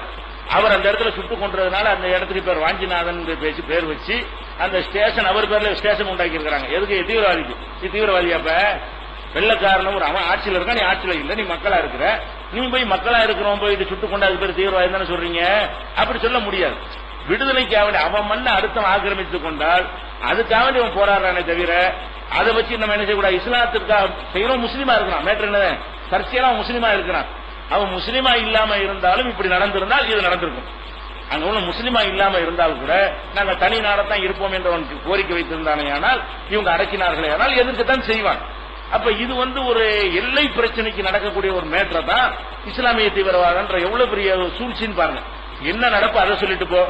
அவங்க மண்ணை மீட்டு கேட்கறாங்க, தனி நாடா கேட்கறாங்க, அவங்க இஸ்லாத்துக்காக கேட்கல, அவங்க கையில இருந்த ஒரு ஆட்சி எப்படி நீங்க கைப்பற்றிக்கிட்டீங்க ரெண்டு நாட்டையும் நோக்கி கேட்கறாங்க அப்படிங்கிற மாதிரி வந்து அதை எடுத்துக்கொண்டிருந்தார்கள். ஆனால் பஞ்சாயத்து இருக்காது. அப்ப இந்த காஷ்மீர்ல டெய்லி தான் நடக்குது என்றாலும் என்னது, இவங்க செஞ்சதுக்கு பதிலடி தான் செய்யணும். சும்மா தெருவில் ஒரு அப்பாவை சுட்டு கொண்டு என்ன செய்து பயங்கரவாதின்றாங்க. கடைசியில பார்த்து அப்பாவின்னு தெரிய வரும், போலி எனக்கு மக்கள் கொந்தளிப்பாங்க, அதுல 10 பேர் சுட்டு தருவான். அப்ப அதுல 4 பேர் என்ன செய்வான், அவன் போய் துப்பாக்கி தூக்கி 4 பேர் சுட்டு தருவான். எல்லாமே ஒரு பதிலடியாக அந்த அப்பாவி மக்கள் என்ன செய்யறாங்க, ஆயுதம் தூக்க வேண்டிய அதுக்கு தள்ளப்பட்டிருக்கிறார்கள். சரி, அது என்னவோ இருக்கட்டும், அவன் செய்யறது சரியா தவறு, அதுக்கு நான் போகல. இதுக்கே இஸ்லாமிய கலருக்கு பூசுறேன். இது உலகம் போல நடக்குதா இல்லையா? அங்க மட்டுமா நடக்குது? அப்ப இந்தியாவுல வந்து ஆந்திராவுல நடந்துட்டு இருக்கிறது. ஆந்திராவுல மாவோயிஸ்டுகள் இருக்கிறாங்க, அவங்க கையில சில பகுதிகள் இருக்கிறது. அங்க உள்ளுக்குள்ளே நுழைய முடியாது. போலீஸ், ராணுவம், கவர்னர், கலெக்டர் யாரும் உள்ள நுழைய முடியாது. அவங்க எல்லாம் ஆட்சி வச்சுக்கிட்டு இருக்கான். உள்ள நுழைஞ்சா வெட்டி தள்ளிப்படுவான். போலீஸா இருந்தாலும் சுடுவான், யாரா இருந்தாலும் சுடுவான். அந்த சில பகுதிகள், கிராமப்புற பகுதிகளில், பின்தங்கின பகுதிகளில் நுழைய முடியாத அளவுக்கு என்ன செய்யறான் அவன் வந்து இந்த மாதிரி இதே மாதிரி காஷ்மீர்ல செய்யற மாதிரியான வேலைகளை விட அதிகமாக, காஷ்மீர்ல கூட ரொம்ப குறைவாக இருக்கிறது, அதை விட அதிகமான அளவில் ஆந்திராவில் இந்த மாவோயிஸ்டுகள் பகுதியில் இருக்கக்கூடிய இடங்கள்ல இந்த வன்முறைகள் நடக்கிறது. அப்ப நீ என்ன பண்ணனு, அவன் பேர் ஒரு ராமசாமி கந்தசாமி தானே இருக்கும். அப்ப இந்து தீவிரவாதி சொல்லத, இதுல உள்ளவன் அப்துல் காதர் முஸ்லீம் தீவிரவாதிங்க இல்லப்பா. ஆந்திராவில் இதை செய்யற ஆளுடைய பேர் என்னவா இருக்கும், நக்சலைட்னு சொல்ற அப்துல் காதர் இருப்பாரா, இப்ராஹிமாவா இருப்பாரு. அப்ப ஆந்திராவில் அவர்கள் என்னவா இருக்கிறார்கள் கேட்டீங்கன்னா, நாங்க மதத்தில் நம்பிக்கையில அவங்க சொன்னாலும் அரசியல் சட்டப்படி அவங்க மதத்துல இருக்கிறாங்க, அவங்க இந்துல தான் வருவாங்க. அப்ப அவனுடைய பேர் அப்படித்தான் இருக்குது. அப்ப அவனுடைய பேர்கள் அந்த மாதிரி இருக்கக்கூடிய நேரத்தில் அதை வச்சுக்கிட்டு நீங்க சொல்வதாக இருந்தால் எப்படி சொல்லணும், ஆந்திராவில் இதே மாதிரி நடக்குது. இந்து தீவிரவாதிகள் வந்து என்ன செய்யறாங்க, அட்டூழியம் பண்ணுகிறார்கள். எவனாச்சும் எழுதி பார்த்திருக்கிறீங்களா? முஸ்லீமா இருக்கிறவன் செஞ்சானா அவன் முஸ்லீமுக்காக அவன் செஞ்சாதான் நீங்க என்ன செய்யணும், பேசணும். இஸ்லாத்துக்காக செஞ்சாதான் இஸ்லாத்தோட சேர்க்கணும். அவன் எங்க இடத்துல நான் பிடிச்சிட்டேன்னு கேட்கறான். நம்ம எப்படி வெள்ளக்காரனை கேட்டோம் அது மாதிரி நம்ம எப்படி வெள்ளக்காரனை எதிர்த்து என்னென்ன போராட்டங்கள்லாம் பகத்சிங் பண்ணானோ நம்ம பண்ணமோ எல்லாரும் பண்ணாங்களோ அந்த மாதிரியான வேலையை வந்து அவன் செய்கிறான் என்றால் அதை பேசுங்க. அவர்கள் தீவிரவாதிகளா இருக்கிறார்கள் சொல்லி தொலைச்சிட்டு போங்க. அதே இஸ்லாத்தோட தொடர்படுத்துறீங்க. இஸ்லாமுக்காக அவன் செஞ்சானா இஸ்லாமா மேட்ரு, இஸ்லாமா இந்து மதமாங்கிற டாபிக் எங்க ஓடிக்கிட்டு இருக்கிறது. எங்க நாட்டு நீ ஆக்கிரமிக்கிறியாங்கிற டாபிக் தான் பேசிட்டு இருக்கிறான். அதை பேச்சு ஒரு பைசலா பண்ணுங்க, இல்லாட்டி என்ன சொல்லி தொலைஞ்சிட்டு போங்க. அதுக்கே இஸ்லாமிய தீவிரவாதம்ங்கிற வார்த்தையை எதற்கு சொல்ல வேண்டும், அதான் என்னுடைய கேள்வி. அப்ப இந்த கேள்வியை நம்ம என்ன செய்யணும், மக்கள்கிட்ட வைக்கணும். அதே மாதிரி ஆந்திராவில் இருக்கிற மாதிரி பீகார்ல இவனாச்சும் ஒரு மாநிலத்தில் இருக்கிறான், காஷ்மீர்ல மட்டும்தான் இருக்கிறான். அதுலயும் வந்து லடாக் ஜம்மு பகுதியெல்லாம் இருக்க மாட்டான், சின்ன அளவில் இருக்கனால இருக்க மாட்டான். காஷ்மீர் பகுதியெல்லாம் இவன் அடக்குமுறை ஜாஸ்தியா இருக்கிறது. ஆனா பீகார்ல நடக்கிறது அங்கேயும் மாவோயிஸ்டுகளுக்கு கீழே தான் பல பகுதிகள் இருக்குது, நுழைய முடியாது. அதெல்லாம் பாக்குறோம். ஜார்க்கண்ட்ல இருக்கிறாங்க, ஜார்க்கண்ட் மாநிலத்தில் என்ன செய்யறாங்க, எந்த அளவுக்கு பெரிய மந்திரி முக்கியமான தலைவர்கள் போட்டு தள்ளிவிட்டாங்க. காங்கிரஸ்காரர்களை பெரிய பெரிய லீடர்கள் அமைச்சர்கள் அவங்க எல்லாம் போட்டு கொண்டுட்டு இருக்கிறாங்க. போலீஸ்காரங்களும் நிறைய கொள்றாங்க. அதிகமான சாவுகள் அவங்களால் ஏற்படுத்தப்படுகிறது. எதை நீங்கள் பயங்கரவாதம் சித்தரிக்கிறீங்களோ காஷ்மீர்ல அதை விட பல மடங்கு அதிகமாக. காஷ்மீர்ல எவ்வளவு நடக்குன்னு ஒரு லிஸ்ட் எடுங்க. 6 மாசத்துக்கு காஷ்மீர்ல எத்தனை நடந்திருக்குன்னு சொல்லி 6 மாசத்துல ஜார்க்கண்ட்ல என்ன நடக்குன்னு எடுங்க. எது கூட இருக்கு, பன்மடங்கு ஜார்க்கண்ட்ல அதிகமா இருக்கும். அதை செய்தவர்கள் முஸ்லீமா இஸ்லாமுடைய பேர்ல செஞ்சாங்க. அப்ப அவங்க எல்லாம் இருக்கும்போது அதுக்கு ஒரு பேரை சொல்றான்னு என்ன செய்யணும், அதுக்கு இந்த தீவிரவாதம் சொல்லணுமா இல்லையா, வேணும்னு செய்யறாங்க. எதுக்கு இதை வச்சாவது இஸ்லாமிய வளர்ச்சியை தடுக்கணும். காஷ்மீரை இவங்களுக்கு மேட்டர் கிடையாது. மேட்டர் என்னன்னு இப்படி கொஞ்சம் கொஞ்சமா இஸ்லாத்துக்கு போயிட்டு இருக்கிறாங்க. என்னடா செய்யறது, கொள்கை விமர்சனம் பண்ண முடியல, நம்ம கொள்கை உங்களோட சிறந்ததுன்னு சொல்ல முடியல, நேரடியா வாதம் பண்றதுக்கு முடியல. எப்படி இந்த ஆனா மக்கள் போயிட்டே இருக்கிறாங்க, வளர்ந்துகிட்டே இருக்கிறாங்க. நாளுக்கு நாள் என்ன செய்யுது, உங்களுடைய எண்ணிக்கை ஜாஸ்தி ஆகிட்டே இருக்கிறது. அமெரிக்காவுடைய அறிக்கைலாம் வருது இல்லையா, 23 கோடியா போயிருவாங்க, 43 கோடியா போயிருவாங்கன்னு. இதெல்லாம் அரண்டு போய் என்ன பண்றாங்கன்னு கேட்டா, அப்ப மக்கள்கிட்ட வெறுப்பு. பயங்கரவாதி நெருங்க மாட்டான்ல, பயங்கரவாதி சித்தரிச்சோமே ஆனால் யாரும் இஸ்லாத்துக்கு போக மாட்டான். ஆனா அது பொய்யாகிட்டு நம்ம அன்னைக்கு சொல்லிட்டோம். சொல்றதுனாலதான் இஸ்லாத்துக்கு வந்து பார்க்கலாம், இஸ்லாத்தை ஆய்வு செய்யலாம். அவங்க என்ன இது, அதுக்காகத்தான் இந்த இஸ்லாத்தோடு சேர்க்கிறார்கள் என்பதை நீங்க என்ன செய்யணும், காஷ்மீர் விஷயத்தை புரிந்து கொள்ள வேண்டும். அதே மாதிரி சத்தீஸ்கர்ல, ஒடிசாவில் இப்ப ஒடிசாவில், மகாராஷ்டிராவில் இங்கெல்லாம் அவங்க ஆதிக்கம் ஜாஸ்தியா இருக்கிறது. யார் ஆதிக்கம், நக்சலைட் சொல்லக்கூடிய மாவோயிஸ்டுகளுடைய ஆதிக்கம் ஜாஸ்தியாக இருக்கிறது. இங்கெல்லாம் அதிகமான ஆயுதம் தாங்கி போராடக்கூடிய குழுக்கள் அங்க இருக்கிறார்கள். இவனை விட முறைப்படுத்தப்பட்ட ராணுவத்தை போல செயல்படக்கூடியவர்கள் அங்க இருக்கிறார்கள். ராணுவம் நின்றா கூட எதிர்த்து நின்று ராணுவத்தில் 10 பேரை காலி பண்ணிட்டு அவன் 10 பேர் சாவுவான். அந்த மாதிரி ஒரு முறைப்படுத்த ஹெலிகாப்டர் மூலம் தாக்குதல் நடத்த யோசிக்கிறோங்கிறாங்க. அப்ப எந்த அளவுக்கு வளர்ந்துருக்கான்னு பாருங்க. ஹெலிகாப்டர் மூலமாக சுக்லாவை யார் முக்கியமான ஒருத்தர் போய் கொண்டாங்க, முக்கியமான ஒரு ஆள் காங்கிரஸ்ல, அவரை போட்டு தள்ள பேர் என்ன செய்யறாங்க, ஹெலிகாப்டர் மூலமா தாக்கலாமான்னு உள்நாட்டு மக்கள் மேலே குண்டு போட்டு தாக்குன்னு அர்த்தம். அப்படி தாக்கலாமான்னு யோசிக்கிற அளவுக்கு அவங்களுடைய பதிலடி இருக்கிற. அதுக்கு என்ன பேரு, அவன் நாங்க அவன் மதத்துக்கு செய்யறான் நாங்க சொல்லல. ஆனா இதை நீ சொன்ன அதையும் சொல்லுங்கிறோம். நம்ம அவன் நக்சலைட் அவன் இந்து மதத்துக்கு அவன் செய்யல, அவன் ஏழை மக்களை ஒடுக்குறாங்க என்பதற்கு தான் செய்கிறான். ஆதிக்க சக்திகள் வந்து என்ன செய்யறாங்க, போலீஸ் ராணுவம் எல்லாம் பணக்காரங்க சாதமா இருக்குது, நிலப்பிறப்புகள் இருக்காங்க இல்லையா அவங்களுக்கு சப்போர்ட்டா இருக்குது, ஏழை விவசாயிகளை சுரண்டுது. இந்த காரணத்துக்கு தான் ஏழை மக்களை திரட்டி கொண்டு போராடுறான். உண்மை இதுதான். அதே மாதிரி காஷ்மீர்லயும் ஒரு உண்மை இருக்குது. ரெண்டுமே உண்மையை பேசு, அதுல பொய்ய பேசணும், இதுல இந்த மாதிரி பொய் பேசு. நம்ம என்ன கேட்கிறோம், இந்த மக்கள் வந்து மதத்துக்கு போராடுற நம்ம நக்சலைட்டுகள் வந்து இந்துக்களை நம்ம சொல்லவில்லை, அவங்க ஒரு கொள்கைக்கு தான் போராடுறாங்க. அவங்க பக்கம் சில நியாயங்கள் இருக்கு, பேசி அவங்களுக்கு நியாயம் வழங்கணும். நம்ம என்ன கேட்கிறோம் என்றால், காஷ்மீர்ல உள்ளதுக்கு சொன்ன அதே வார்த்தை இதுக்கே நீங்க மீடியாக்கள் சொல்ல மாட்டேங்கிறாங்க. அப்ப உங்க மதம் உங்க இனத்து பேர்ல வச்சிருந்தா சொல்ல மாட்டீங்க, எங்க இனம் எங்க மதத்து பேர்ல தானே மதத்தை சேர்த்துருவீங்களா? அதுதான் நமக்கு இந்த பேர் கெடுத்து காரணம் என்ன, டெய்லி பேப்பர்ல முஸ்லீம் பேருங்க இப்படியே முஸ்லீம் போட்டு விட்டோன்னு என்ன ஆயிடுது, இப்படி அதுல வெற்றி கண்டிருக்கிறா. இதை பாக்குறோம். இது மாவோயிஸ்ட் மட்டும்தான் இங்க இருக்கிறான், உள்பா தீவிரவாதின்னு இருக்கான். அஸ்ஸாம்ல காஷ்மீருக்கு அடுத்து முஸ்லீம்கள் அதிகமா உள்ள மாநிலம் அஸ்ஸாம். இந்தியாவில் வந்து காஷ்மீருக்கு அடுத்தபடியா முஸ்லீம்கள் அதிகமா அங்க இருக்கிறாங்க, அஸ்ஸாம்ல தான் இருக்கிறாங்க. 25% மேல அங்க இருக்கிறாங்க. அப்ப காஷ்மீர் அஸ்ஸாம்ல என்ன செய்யறாங்கன்னு கேட்டா, இந்த முஸ்லீம்கள் வளர்ச்சி அதிகமாகிறதுக்கு என்ன செய்யறான், ஒரு ஆத்திரப்பட்டு ஒரு குழு உண்டாகி இதை எப்படி செய்யறான்னா, வங்காளதேசத்தில் குடியேறிட்டாகலாம். அது ஏற்கனவே முஸ்லீம்கள் அதிகமா உள்ள ஒரு பகுதி, அதிகமா இருக்கிறதுக்கு ஒரு காரணம் கற்பிக்கணுமா இல்லையா? இவங்க எல்லாம் இந்தியா ஆளுக்கு கிடையாது, பங்களாதேஷ்ல வந்தவங்க. பங்களாதேஷ்ல இருந்து வந்து நுழைஞ்சுக்கிட்டு முஸ்லீம் கணக்கு அதிகமாக்குறாங்க, அவங்க விரட்டணும்னு சொல்லி முஸ்லீம்களுக்கு வன்முறையில் ஈடுபடுறான். அப்ப இவன் மதத்துக்கு தான் செய்யறான். இது இங்கே நாம் மாவோயிஸ்டுகளுடைய செயல் வந்து மதத்துக்கு உரியது இல்ல. ஆனா உள்பா தீவிரவாதிகள் என்ன செய்யறான், முஸ்லீம்களை தாக்குறான், பள்ளிவாசலை இடிக்கிறான், இந்த மாதிரியான தாக்குதலை அடிக்கடி நடத்தி கொண்டிருக்கிறான். அதை வெறியூட்டி என்ன செஞ்சான், ஆட்சியத்தான் ஒருத்தர் மகந்தான்னு ஒரு ஆள் இந்த மாதிரி வெறியூட்டி இணைஞ்சாரு. இது மாதிரி முஸ்லீம்களுக்கு எதிராக ஒரு வெறியை ஊட்டி இந்த உள்பாங்கிறதுக்கு வேற ஒரு பேரை போட்டு ஆட்சியெல்லாம் பிடிச்சாங்க.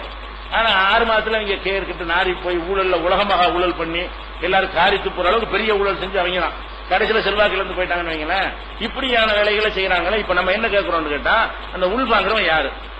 அவன் முஸ்லீம்களை ஒழிக்கிறதுக்கு தானே ஒரு இயக்கம் கட்டிட்டு இருக்கான். இந்த சங் பரிவார சப்போர்ட்ல அவன் செஞ்சிட்டு இருக்கான், ஆயுதங்களை தாங்கி செஞ்சிட்டு இருக்கான். அவனுக்கே எந்த தீவிரம் சொல்ல மாட்டேங்கிறீங்க.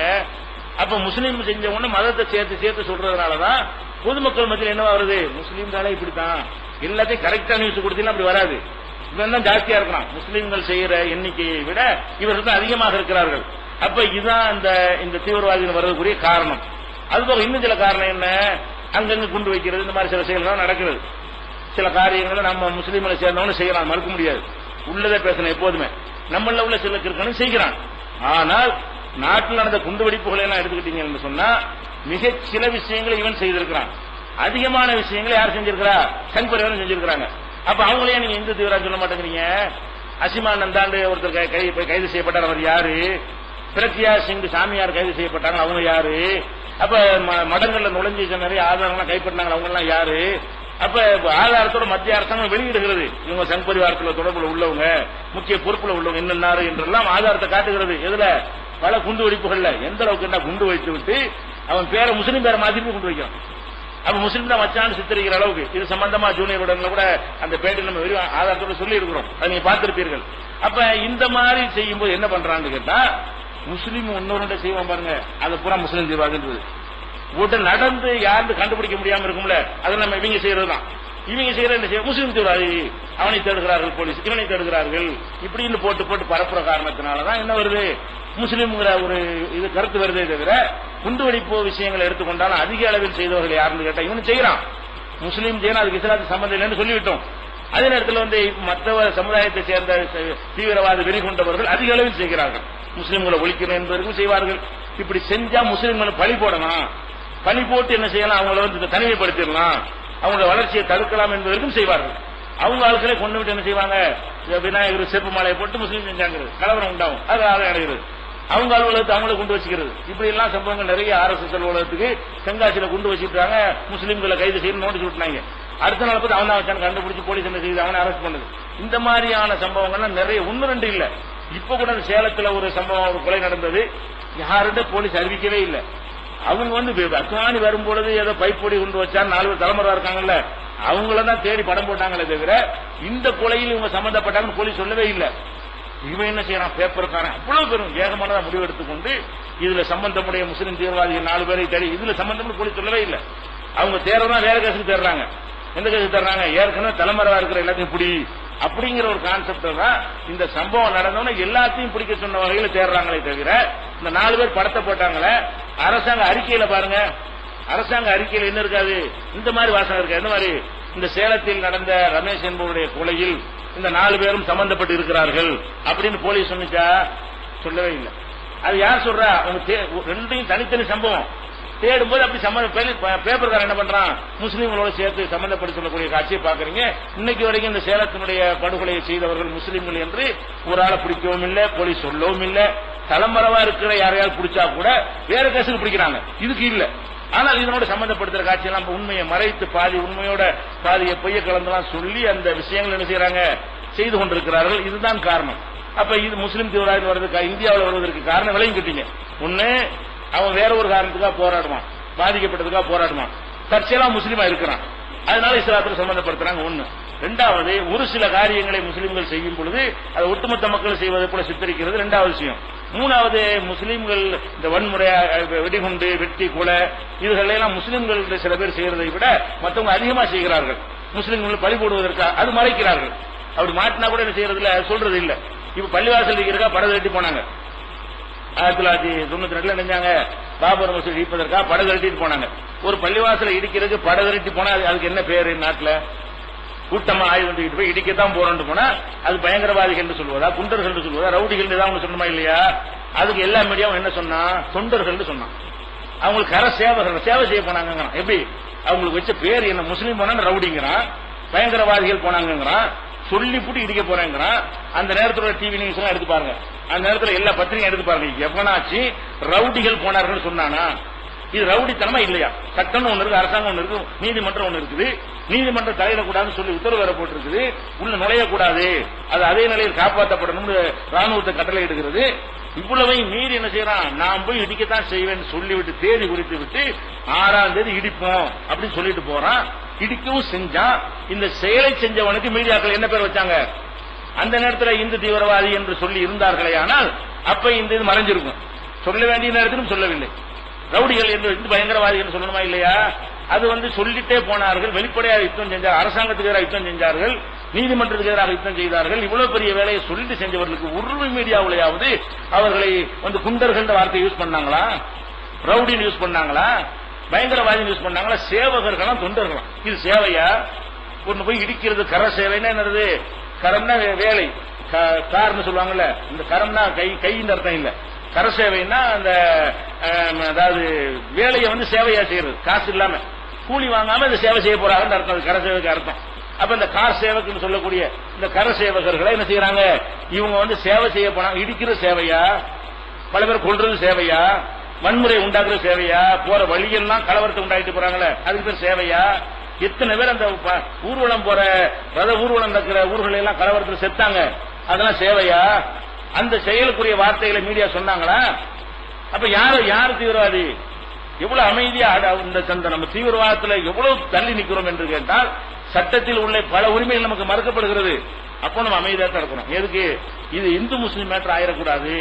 ஒரு ஸ்டேஷனுக்கு போனீங்கன்னா அங்க ஒரு கோயிலை வச்சு சட்டப்படி வைக்கக்கூடாது, அங்க ஒரு கோயிலை வச்சுட்டு உட்காந்துருப்பாங்க. எப்படிங்க இது? போலீஸ் ஸ்டேஷன் எல்லாத்துக்கும் பொதுவானது, அரசு அலுவலகத்தில் கோயில் வச்சுக்க நேரம் கேட்டோம் நம்ம. ஆனா வைக்கக்கூடாது, கேட்கலாம். கேட்டா என்ன மாதிரி வந்துடும்? இந்துக்கள் அப்புறம் முஸ்லீம்களை திருப்பிடுவாங்க. அப்படியெல்லாம் ஒதுங்கி போறோம் நம்ம. ஒரு விமானத்தை புதுசாக வாங்கினான்னு வைங்களேன், பத்தி சாமியானி கொளுத்தி ஆராதனை பண்ணி அதை தூக்கி வைக்கிறாங்கிறான். இது ஒரு மதத்தினுடைய வழிபாட்டையும் செய்யற. நீ கலாச்சார ரிப்பனை வச்சு ஏதாவது துவக்கி வை, அதை ஸ்டார்ட் பண்ணி விட்டுட்டு வா. நீ பூஜை செஞ்சிருக்கீங்க, ஒரு அரசாங்கத்தில் கட்டடம் கட்டினா பூஜை செய்ய, பூமி பூஜை செய்யற. பூமி பூஜை செஞ்சா ஒரு மதத்துடைய சிறந்து தானே. அரசாங்க கட்டடம் எங்களுக்கு சொந்தம் தானே. ஒரு அரசாங்க கட்டடம் என்றால் முஸ்லீம், இந்து, இந்த மத நம்பிக்கை இல்லாத அனைவருக்கும் சொந்தம். நீ ஓன் நம்பிக்கை பிரகாரம் பூஜை எல்லாம் பண்ணி செய்யற. இப்ப நாங்க ஏதாவது கேட்டிருக்கோமா? அதுக்கு எதிராக போராட்டம் பண்ணோமா? சரி, அவங்க நம்ம மெஜாரிட்டி மக்கள் இருக்கிறாங்க, நம்ம மேம்பு ஓட்டிட்டு இருக்கேன்னு நம்ம வேலையை பார்த்துட்டு போகணும் தான் இருக்கிறோம். முஸ்லீம்கள் தீவிரவாதத்தில் ஈடுபடுறாங்க. இந்த மாதிரி ஒண்ணு செஞ்சிருந்தா நீங்க என்ன செஞ்சிருப்பீங்க? முஸ்லீம் சார்பா ஒண்ணு செஞ்சு நோம்பு கஞ்சி குடிக்கிறது என்ன செய்றீங்க நீங்க? அது ஒண்ணு எங்களுக்கு இஸ்லாத்துல ஒண்ணும் கிடையாது, எங்களுக்கு செய்யற ஒரு நன்மையும் கிடையாது. நோம்பு கஞ்சி குடிக்கலாமா? ஒரு முதல்வராக இருக்கக்கூடியவர் நோம்பு கஞ்சி குடிக்கலாமா? முஸ்லீம்கிட்ட போய் ஒரு கேள்வி கேட்கறீங்கல்ல. நோம்பு கஞ்சி குடிக்க அரசாங்கம் இதா எங்க இடத்துல குடிக்கிறோம், ஒரு ஹோட்டல்ல குடிக்கிறோம். நீ அரசு அலுவலகத்தை பயன்படுத்துறியப்பா நாங்க கேட்டதில்லை.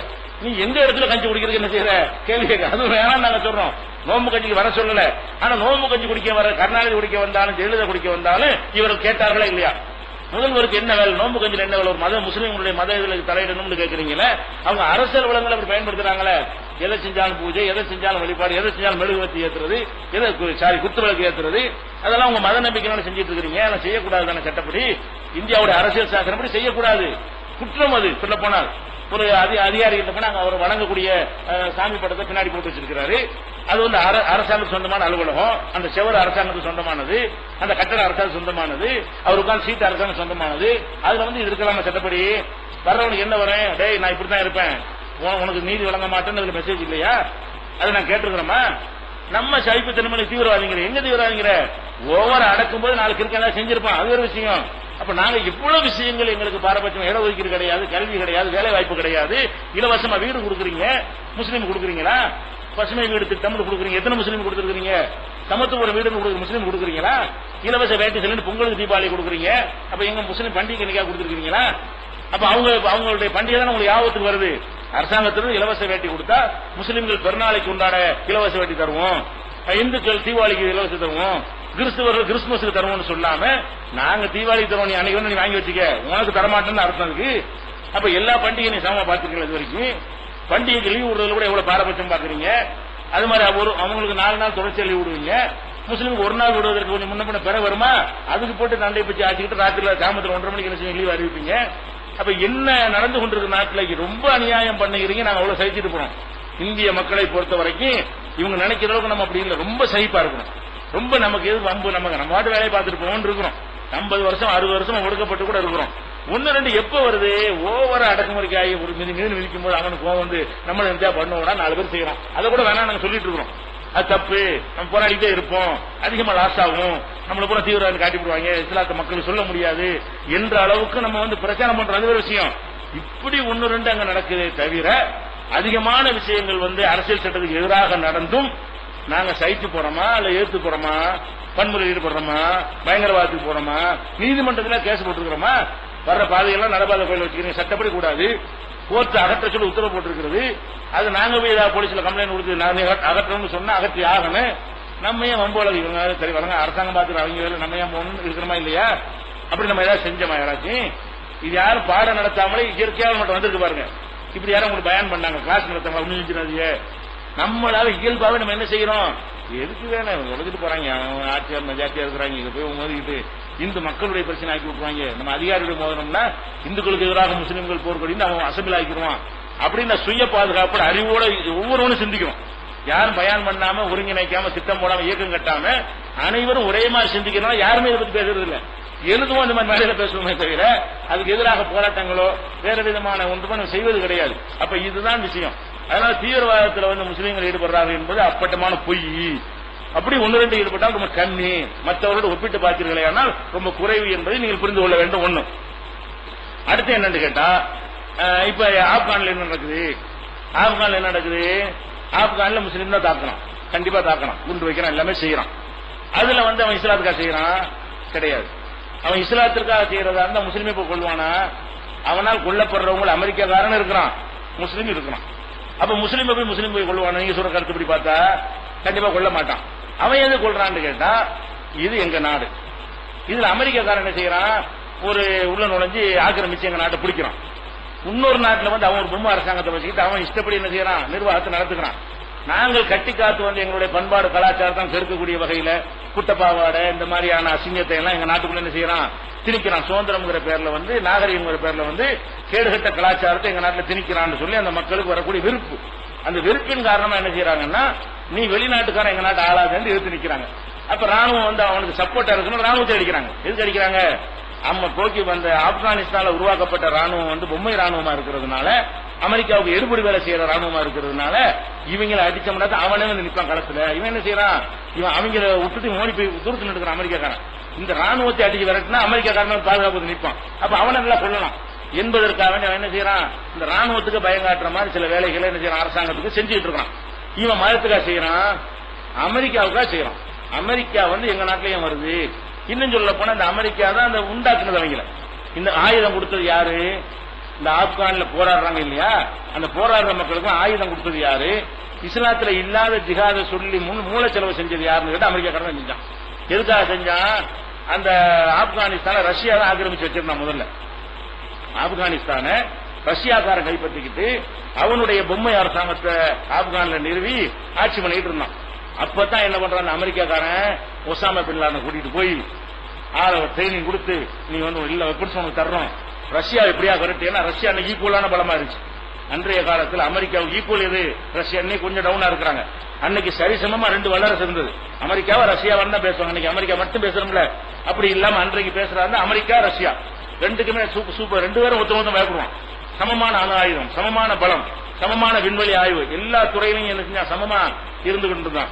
அந்த மாதிரி இருந்த காரணத்தினால் என்ன பண்ணா, ரஷ்யாவை ஜெயிக்கணும் என்பதற்காக வேண்டி இந்த ஒசாமா மாதிரியான ஆட்களை கூட்டிட்டு போய் அவங்க பயன்படுத்தக்கூடிய ஆயுதங்களுக்கு ட்ரைனிங் கொடுத்து, ஜிஹாது பண்ணவங்க மார்க்கத்தில் உள்ளது இஸ்லாத்துல உள்ளது அவன் பயான் பண்ணி, அவங்க சிஐஏ மூலமா இவனுக்கு மூளை செலவு பண்ணி இஸ்லாத்துல இல்லாத ஒன்றை இஸ்லாத்தின் பெயரால் அவனுக்கு சொல்லி கொடுத்து ட்ரைனிங் கொடுத்து உருவாக்கப்பட்டு என்ன செஞ்சாங்க, ரஷ்யா வெளியேற்றினாங்க.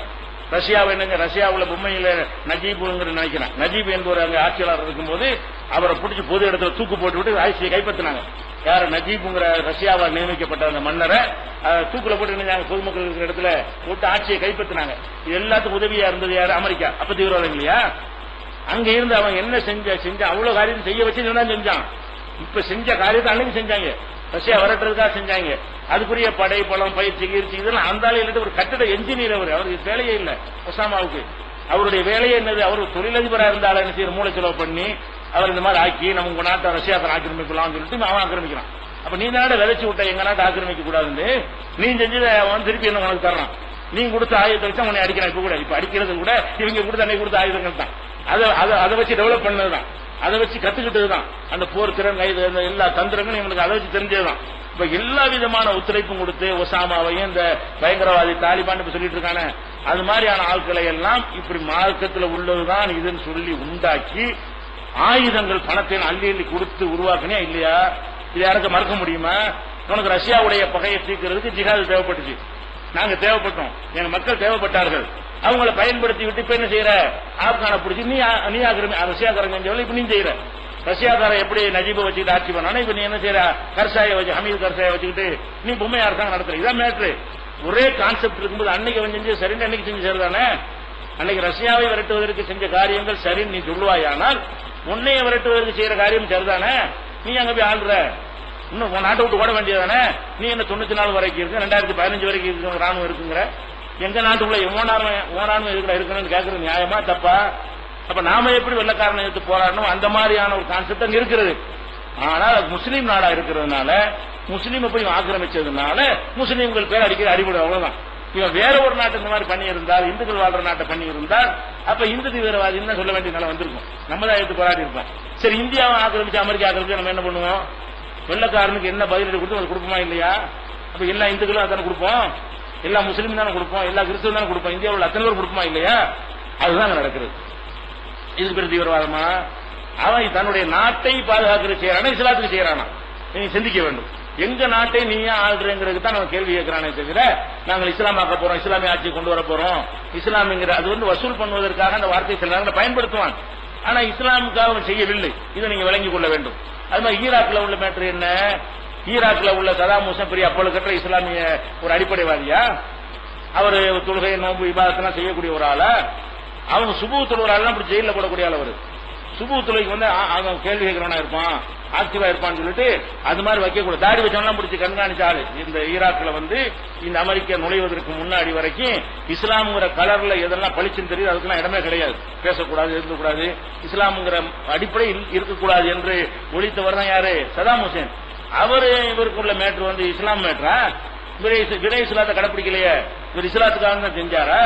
அவர் கொல்லப்பட்டது அநியாயம் நம்ம ஒரு அனுதாபம் தெரிவிக்கிறோம், கண்டனம் தெரிவிச்சதுனால அவருடைய தீயதை நம்ம ஆதரிக்க முடியாது, அவருடைய கெட்ட செயல்கள் நம்ம சப்போர்ட் பண்ணிருக்க கூடாது மார்க்கத்தில்.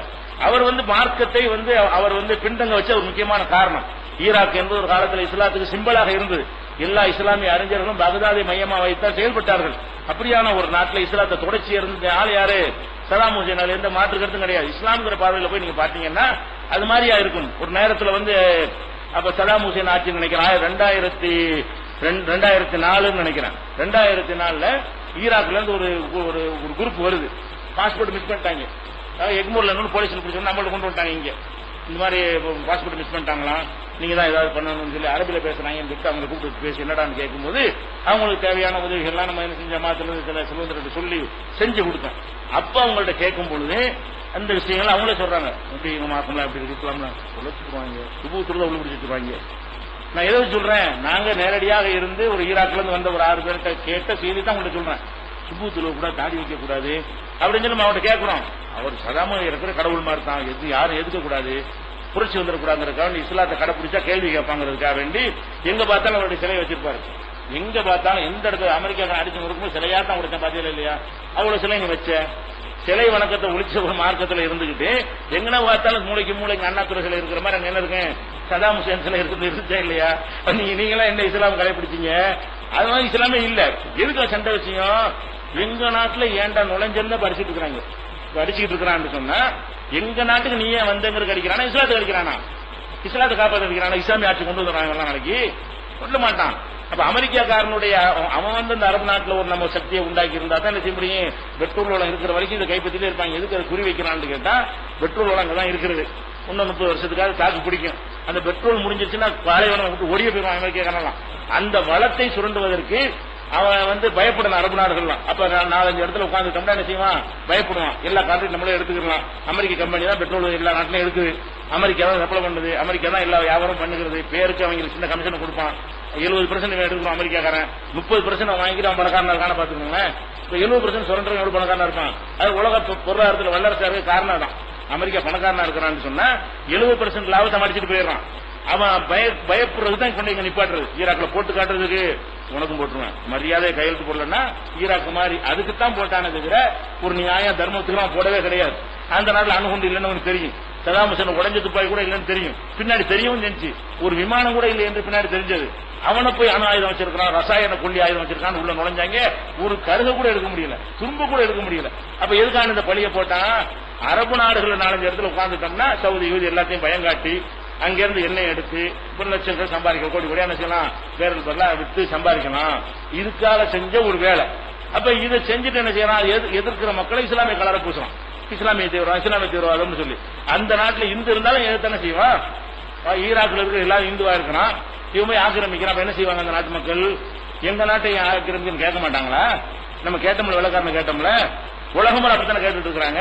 இதுதான் அங்க உள்ள ஒரு விஷயங்கள். ஆனா அங்கேயும் முஸ்லீமா இருக்காங்க, முஸ்லீம் நாடாக தேர்ந்தெடுத்து பிடிக்கிறாங்க பெட்ரோலுக்காக வேண்டி. அதனால முஸ்லீம் பேர் அதிகமா அடிபடுகிறது. அதனால முஸ்லீம் தீவிரவாதி எதனால இந்த பேர் வருது? இந்த மாதிரி இந்துக்கள் நாட்டையா பிடிச்சானா இந்து தீவிரவாதம் வந்திருக்கும், கிறிஸ்துவர் நாட்டையா பிடிச்சானா வந்துருக்கு. அங்கெல்லாம் வளம் கிடையாது, இங்கதான் வளம் இருக்கிறது, ஏமாளி இருக்கிறாங்க. என்ன செய்யலாம், அரபு நாடுகளே போய் பிடிக்கிற காரணத்தினால இந்த கலர் வந்து கொண்டிருக்கு. அதனால இஸ்லாமிய தீவிரவாதம் என்பதற்கு இப்படி பல விஷயங்கள் இருக்கிறது. அது எல்லாருமே செஞ்சு கொண்டிருக்கிறார். உலகம் போல இந்த மாதிரி தீவிரவாதம் நடக்கிறது. விடுதலை புலிகள் செஞ்சாங்க, இந்து தீவிரவாதம் யாரும் சொல்லல. பல நாடுகளில் பல தீவிரவாத குழுக்கள் இருந்துட்டு தான் இருக்கிறாங்க, அவங்க எல்லாம் சொல்ல கிடையாது. அதனால இஸ்லாமிய தீவிரவாதம் என்பதே அவ்வளவு பொய், வடிகட்டின பொய். அது இந்த கடுகளம் உண்மை கிடையாது. எங்க மார்க்கம் அவ்வளவு அமைதி எங்களுக்கு கற்றுத் தந்ததுனாலதான் அளவுக்கு அதிகமான அடக்குமுறை வரும்போது 1-2 பேர் எந்திரிக்கிறான். மீது எல்லாமே அடங்கி எதுக்கு மக்களை தொந்தரவுப்படுத்தணும், சாலை மறியல் செய்ய யோசிக்கக்கூடிய ஒரு சமுதாயமா நம்ம தான் இருக்கணும். மகள் ஆஸ்பத்திரிக்கு போவாங்க, பஸ் மறிக்க கூடாது என்றெல்லாம் யோசிக்கிற ஒரு சமுதாயமாக நம்ம சமுதாயம் இருக்கிற காரணத்தை இந்த குற்றச்சாட்டும் பொய் என்று நம்ம புரிந்து கொள்ள வேண்டும். நாளை இதன் நம்ம பிற மதத்தோட சைப்புத்தன்மை இருக்கிறது இல்ல, இணங்கி வாழ்றது இல்ல, தனியா நிக்கிறாங்க, எதுவும் சேர்றது இல்ல. இந்த மத மற்றவங்கள கலந்து எல்லாம் 2 ஒன்னா இருப்பாங்கல்ல, 2 கலந்து எல்லாரும் இருப்பாங்க. நம்ம ஒதுக்கிறோம் சில விஷயங்கள்ல. முஸ்லீம்கள் எதுல என்ன செய்ய மாட்டாங்க, எங்களோட ஒத்து வர மாட்டாங்கிறாங்க. இந்த மாதிரி ஒரு மார்க்கம் இருக்கக்கூடாது என்ற குற்றச்சாட்டை சொல்கிறார்கள். அதையும் நீங்க விவரமா தெரிந்து வைத்துக் கொள்ள வேண்டும். இஸ்லாத்தை மாற்றணும் சொல்வதற்கு எடுத்து வைக்கிற வாதங்கள் இன்ஷா அல்லாஹ் நாளைக்கு பார்க்கலாம்.